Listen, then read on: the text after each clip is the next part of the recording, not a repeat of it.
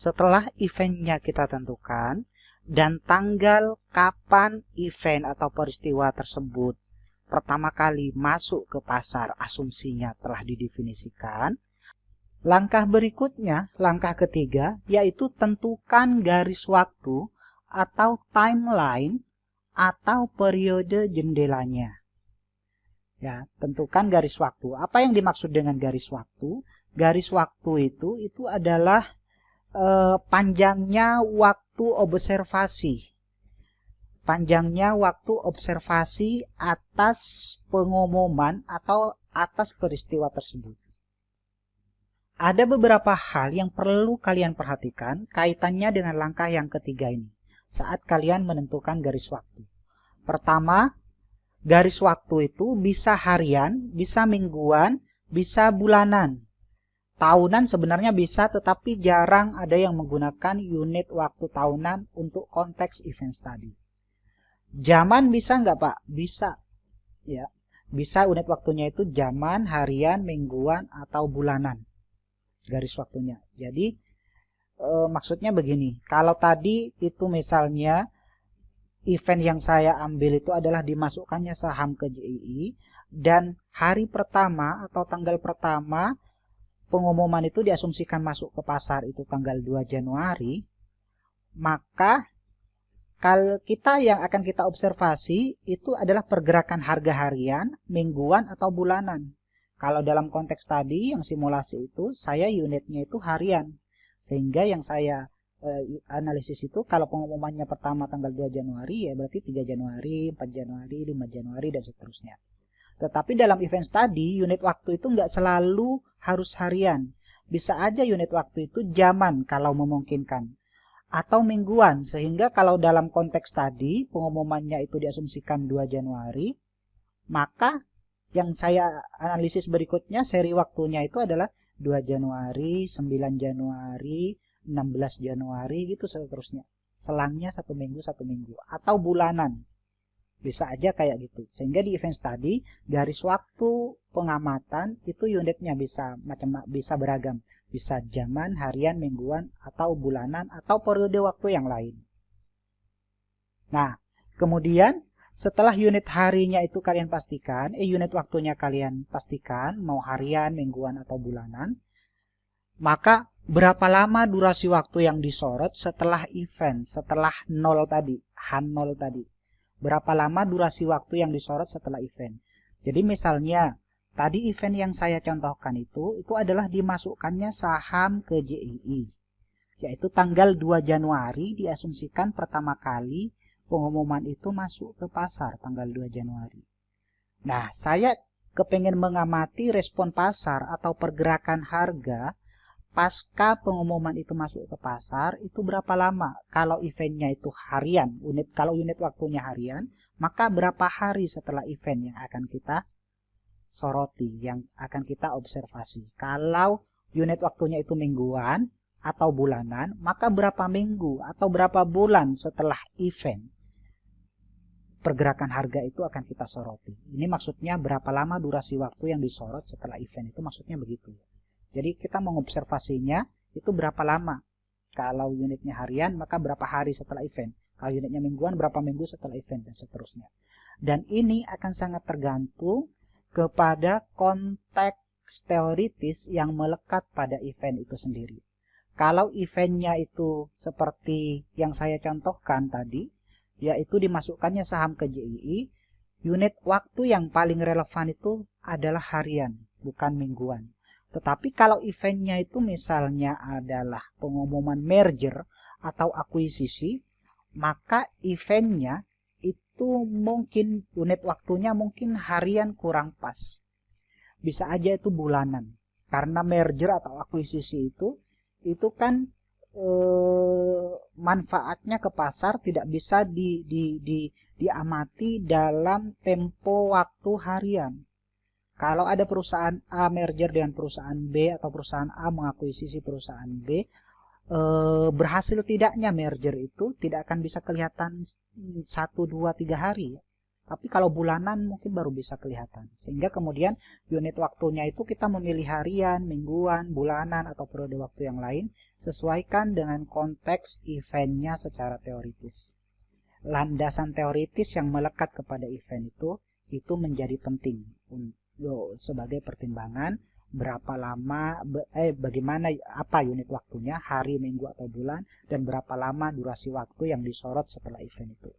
Kalau eventnya itu misalnya pengumuman merger atau pengumuman akuisisi seperti yang saya sebutkan tadi, bulanan unit waktunya mungkin yang relevan, dan durasinya mungkin akan relatif panjang. Mungkin bisa sampai 5 tahun mungkin kali ya, kalau merger. Tapi kalau eventnya itu cuma dimasukkannya saham ke JII, ya harian aja. Mungkin ya lepas dari 20 sampai 30 hari, itu sudah nggak terlalu relevan. Sehingga harian aja yang pendek-pendek. Ya, sehingga sangat tergantung dengan konteks eventnya. Nah, kemudian isu lain di langkah ketiga ini, bagaimana struktur periode jendelanya. Periode jendela itu apa? Nanti di slide setelah ini itu akan saya tunjukkan ya. Perlu periode estimasi atau tidak. Nah, contoh periode jendela itu ini. Nah, jadi periode jendela itu pada prinsipnya itu adalah panjangnya periode atau durasi waktu yang kita libatkan untuk keseluruhan konteks pengamatan. Jadi begini, periode jendela itu memuat periode estimasi dan periode peristiwa. Periode peristiwa itu adalah periode di mana kita melakukan pengamatan pada pasar pasca masuknya informasi atau pengumuman atau peristiwa itu ke pasar. Contohnya begini kan. Ya. Jadi kalau pengumumannya itu diasumsikan pertama kali masuk ke pasar itu di sini H0 2 Januari dalam konteks simulasi tadi, maka periode peristiwanya ditentukan. Apakah 10 hari setelah pengumuman, 20 hari atau 30 hari. Nah, ini disebut periode peristiwa ini. Ini disebut periode peristiwa. Nah, kalau periode estimasi itu apa? Nah, tadi kan kembali ke awal, ke teori efisiensi pasar. Tadi diasumsikan bahwa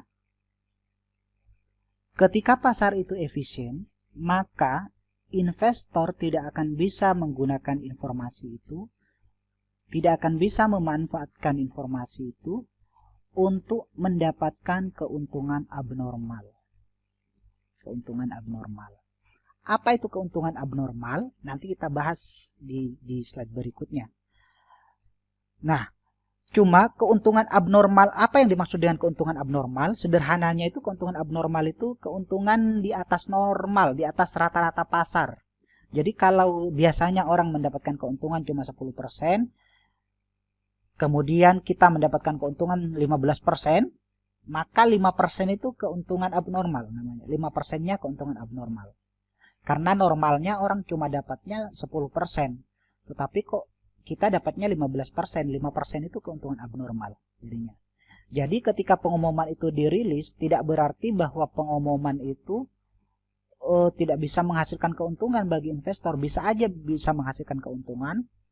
Tapi keuntungannya itu kalau masalahnya pertanyaannya keuntungannya itu abnormal atau normal. Kalau keuntungannya itu masih di batas normal, yaitu berarti diasumsikan ya pengumuman atau event atau peristiwa yang masuk ke pasar itu ya bukan peristiwa yang mengandung informasi yang signifikan sehingga bisa menghasilkan keuntungan di atas normal bagi investor.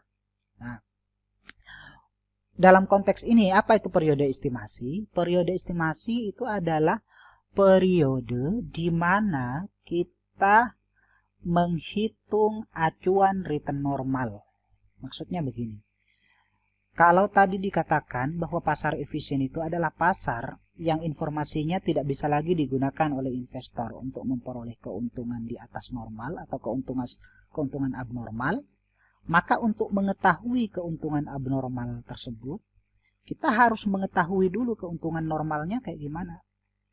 Misal, kalau saya itu mendapat untung 15% setelah mengetahui dapat informasi akan peristiwa A, keuntungan 15% saya itu bisa dikatakan abnormal atau enggak. Nah, untuk memutuskan apakah keuntungan yang saya dapatkan 15% itu adalah abnormal atau tidak, maka kita harus memiliki acuan return normal itu berapa. Iya kan? Logikanya begitu. Sehingga kita bisa, kalau kemudian kita tahu bahwa normalnya itu 10%, kamu dapat 15%. Oh ya berarti 15% yang saya dapat itu abnormal. Tetapi untuk mengatakan itu abnormal, harus ada acuan return normal terlebih dahulu. Nah, periode estimasi ini adalah periode yang kita gunakan untuk menghitung atau mengestimasi return normal.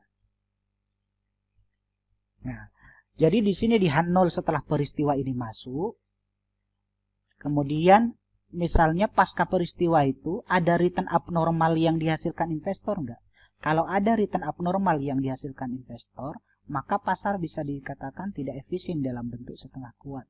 Tetapi untuk memutuskan apakah return yang diperoleh investor pada periode peristiwa ini, periode pasca event ini, itu abnormal, maka kita harus mengetahui acuan return normal. Acuan return normal ini kita hitung dengan menggunakan return di periode estimasi. Jadi ketika kita menghitung return di periode estimasi ini, pastikan bahwa return yang terjadi di sini di periode ini adalah return yang tidak terpengaruh oleh peristiwa-peristiwa lain yang ada di pasar. Panjangnya periode estimasi ini bisa berbeda-beda ya. Bisa sampai 100 sampai 200 hari kalau itu harian ya. Bisa juga 30 hari. Ini tergantung konteks teoritisnya nanti kayak gimana. Nah, periode estimasi dengan periode peristiwa ini panjangnya ini pada prinsipnya disebut dengan periode jendela. Ya.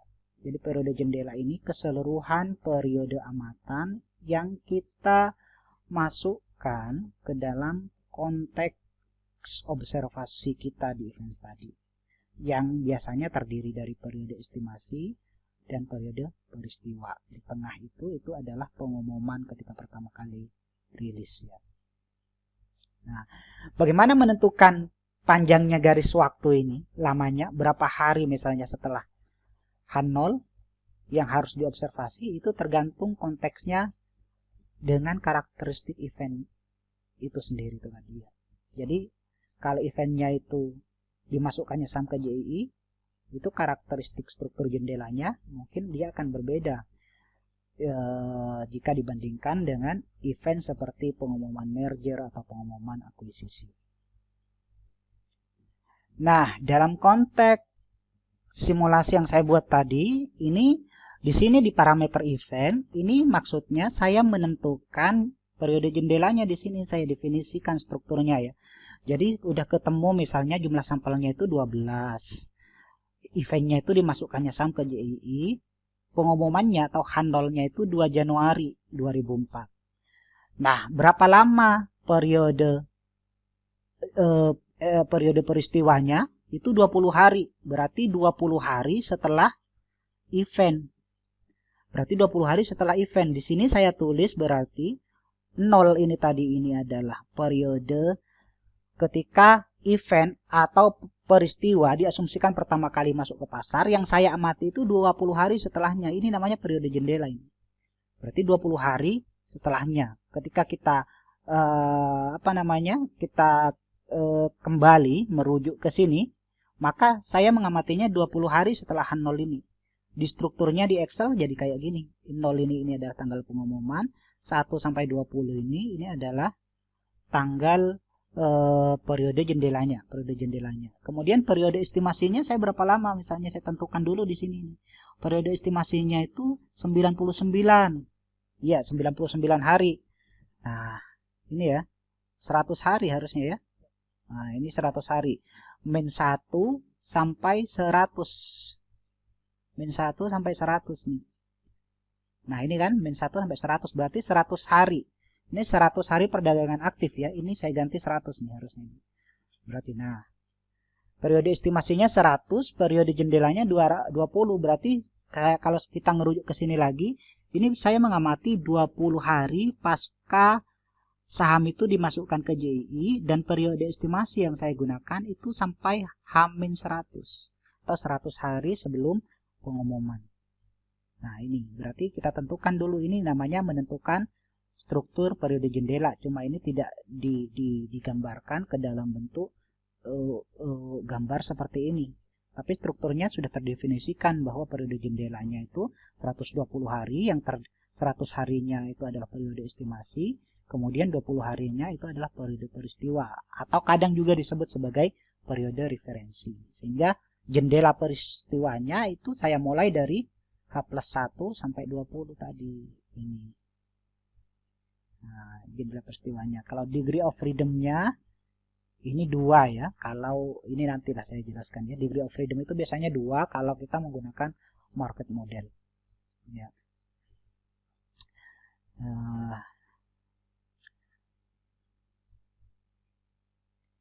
Nah, ini berarti kita buat struktur seperti ini. Ini kan harusnya harganya nggak ada nih. Nah, ini ketika kita buat struktur seperti ini, artinya struktur periode jendelanya itu udah kita definisikan nih, bahwa ini 0 ini tanggal pengumuman. Berarti 20 hari setelahnya itu periode jendelanya. 100 hari sebelumnya itu periode estimasinya. Nah, setelah ini kemudian, apa yang kita lakukan? Tahap berikutnya, langkah berikutnya. Langkah berikutnya yang kita lakukan setelah kemudian event study-nya kita tentukan, kemudian tanggal pengumumannya telah kita definisikan, kemudian struktur periode jendelanya, struktur periode jendela telah kita tentukan, periode estimasinya berapa lama, periode peristiwanya berapa lama, telah kita tentukan, maka kemudian kita kumpulkan perusahaan atau sampel yang memiliki pengumuman yang sama. Ya, kumpulkan perusahaan atau sampel yang memiliki pengumuman yang sama. Jadi kalau kita kembali ke simulasi tadi ini ya, ini telah saya tentukan struktur periode jendelanya, eventnya juga telah ditentukan, maka saya kumpulkan ini ada berapa perusahaan yang dimasukkan ke dalam JII saat itu. Oh, ternyata ada 12. Ternyata ada 12. Ini saya mengumpulkan perusahaan yang memiliki pengumuman yang sama. Ada 12 nih. Di saat itu, saat JII dievaluasi per 30 Desember 2003. Ingat, evaluasi JII itu 6 bulan sekali, sehingga 1 tahun itu dia bisa dievaluasi 2 kali. Nah, dalam konteks ini saya asumsikan bahwa ya saya mengamati cuma pada saat 1 kali evaluasi, yaitu pada saat evaluasi di 30 Desember 2003. Nah, ini jadi kumpulkan pengumumannya, kumpulkan perusahaan-perusahaan yang memiliki pengumuman yang sama. Karena ini eventnya batch, jadi saya lebih mudah nih. Nah, kalau itu misalnya eventnya itu bukan batch, seperti pengumuman dividen yang saya contohkan di awal tadi, maka kumpulkan perusahaan yang mengumumkan dividen itu apa aja di sini juga. Ini harus kalian list di sini. Kalau itu misalnya pengumuman dividen. Nah, ada beberapa isu penting yang harus kalian perhatikan ketika kalian itu mengumpulkan perusahaan atau sampel yang memiliki pengumuman yang sama atau memiliki peristiwa yang sama. Pertama, berapa lama time frame-nya, time frame amatannya. Time frame amatannya itu maksudnya misalnya gini. Tadi kan saya bilang bahwa JII itu dievaluasi per 6 bulan sekali. Yang dalam artian 1 tahun itu bisa ada 2 kali evaluasi. Yang saya contohkan di simulasi ini cuma 1 kali evaluasi, yaitu terjadi di 30 Desember 2003. Ini artinya berarti kan ini komposisi JII pada semester pertama di 2004, karena berlakunya itu sejak awal Januari. Ya. Nanti biasanya di akhir Juni itu akan dievaluasi lagi. Nah, ini berarti saya cuma mengambil 1 kali evaluasi. Nah, maksudnya tentukan berapa lama time frame amatannya itu kita harus tentukan. Kita itu mengamati ini berapa tahun nih. Kalau misalnya 10 tahun, berarti yang saya amati itu dari 30 Desember 2003 sampai dengan 30 Desember 2013, 10 tahun. Berarti nanti akan ada lagi di sini. Kalian punya tabel seperti ini. Di sampingnya ini. Ini kan berarti evaluasi pertama. Evaluasi kedua nanti misalnya di sini akan ada lagi. sampai kemudian tahun 2013. Jadi time frame amatannya ditentukan berapa panjang amatannya. 1 tahunkah, 2 tahunkah, 1 tahun, 2 tahun nggak suggested ya. Di event study biasanya dia berapa tahun sekaligus diamati ya, tetapi struktur jendelanya tetap kayak gini. Cuma ininya yang bertambah ke samping jadinya nanti. Kalau ini kan konteks saya ini adalah 1 kali evaluasi. Kalau saya misalnya memutuskan bahwa yang saya amati itu cuma 1 tahun pada tahun 2014, berarti saya ini mungkin punya 1 kali lagi evaluasi di sini, di sampingnya. Nah, itu maksudnya tentukan lama time frame amatannya. Kalau konteksnya misalnya pengumumannya adalah pengumuman dividen, pengumuman pembagian dividen, tentukan berapa lama amatannya, mulai tahun berapa sampai tahun berapa. Tahun dari 2010 sampai 2020, berarti misalnya kalian punya 20 tahun amatan, sehingga di sini 20 tahun amatan itu ini bisa sangat banyak perusahaannya, dan bisa satu perusahaan itu 10 kali masuk, karena setiap tahun kan pasti membagi dividen. Di tahun 1 misalnya, ini siapa aja perusahaannya di tahun 2010-nya ya. Di 2011-nya siapa, 2012-nya siapa aja. Ini akan jadi memanjang ke samping ntar. Tetapi struktur jendelanya tetap akan sama. Itu maksudnya tentukan time frame. Tentukan time frame amatannya. Itu maksudnya tentukan time frame amatannya. Ya. Nah, kemudian di isu kumpulkan perusahaan sampel yang memiliki pengumuman yang sama ini juga perlu kalian perhatikan. Ini tadi udah saya jelaskan, eventnya itu bersifat batch atau individual. Kalau eventnya itu bersifat batch seperti ini, batch itu artinya tanggal pengumumannya itu sama untuk beberapa perusahaan sekaligus. Ya. Event bersifat batch atau individual. Kalau bersifat batch, maka kalian perlu mengumpulkan data IHSG cuma sekali aja. Kalian perlu mengumpulkan data IHSG cuma sekali. IHSG ini nanti kalian perlukan kalau kalian itu menghitung normal return menggunakan market model seperti yang telah kita pelajari di kelas. Ya.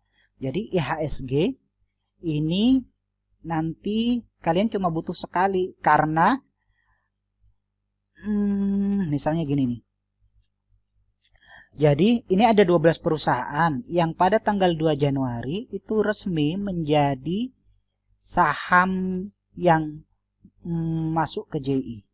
Menjadi saham JII resmi tanggal 2 Januari 2004. Karena eventnya itu sama, nolnya itu sama, yaitu tanggal 2 Januari. Maka IHSG untuk masing-masing perusahaan ini yang akan digunakan sebagai pembanding return normal itu juga sama, karena mulai tanggal 2. Ini. Beda kalau eventnya itu misalnya beda-beda ya. Kalau eventnya itu nggak batch. Kalau ini misalnya pengumuman dividen, anggaplah. Ini sekarang saya asumsikan ya. Ini saya hapus biar kalian paham yang saya maksudkan. Ini misalnya nolnya atau tanggal pengumumannya 3 April. Kemudian ini 7 Juni. Misalnya kalau itu pengumuman dividen misalnya ya. Ini misalnya 8 Agustus. Maka ini tanggalnya beda-beda, karena itu dia itu mungkin nanti IHS return pasarnya atau IHSG-nya itu akan beda-beda. Kenapa? Karena BRPT itu 3 April adalah nolnya. Berarti IHSG-nya juga dimulainya pada saat 3 April untuk BRPT ini ya. Ya, berarti nanti bisa aja di sini, ini nanti di sini BRPT. Tapi ini IHSG ya, di sini ya. IHSG. Jadinya begini nih nanti. Nah, kan IHSG untuk BRPT, Bumi sama CTRA. Dia akan memiliki konteks return IHSG yang berbeda-beda. Meskipun sama-sama return IHSG, tetapi statnya itu beda-beda karena tanggalnya beda-beda. Sehingga kalau BRPT ini statnya dia itu 3 April, maka BRPT IHSG-nya itu juga harus start 3 April di sini 0. Berarti ini 3 April juga di sini. Nah, begitu juga dengan bumi, dia 7 Juni, maka dia start 0-nya itu mulai 7 Juni. Kalau CTRA 0-nya itu 8 Agustus, maka IHSG-nya 0-nya itu juga mulai dari 8 Agustus. Itu kalau eventnya itu bukan batch atau individual. Sehingga, kenapa ini perlu kalian perhatikan? Karena konsekuensinya ke tabulasi data ketika mengumpulkan return IHSG atau return pasar ya. Ini ya. Ini udah ada catatannya yang saya maksudkan. Nah, kalau itu eventnya individual yang tanggalnya beda-beda, kalian harus mengumpulkan return IHSG atau return pasar berkesesuaian dengan tanggal masing-masing saham.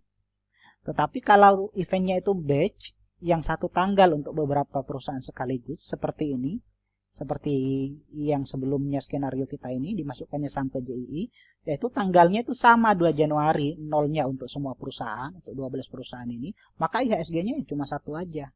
Ini berlaku untuk 12 perusahaan itu nanti. Nah, itulah kenapa kemudian kita perlu memperhatikan ketika mengumpulkan perusahaan ini, time frame-nya berapa lama amatannya, eventnya itu bersifat batch atau individual. Kalau itu bersifat batch, ketika kalian mengumpulkan return IHSG, ya, mengumpulkan data IHSG, maka cukup satu IHSG kolomnya. Kenapa perlu satu IHSG? Karena timeline-nya itu sama untuk semua perusahaan. Struktur periode jendelanya sama untuk semua perusahaan.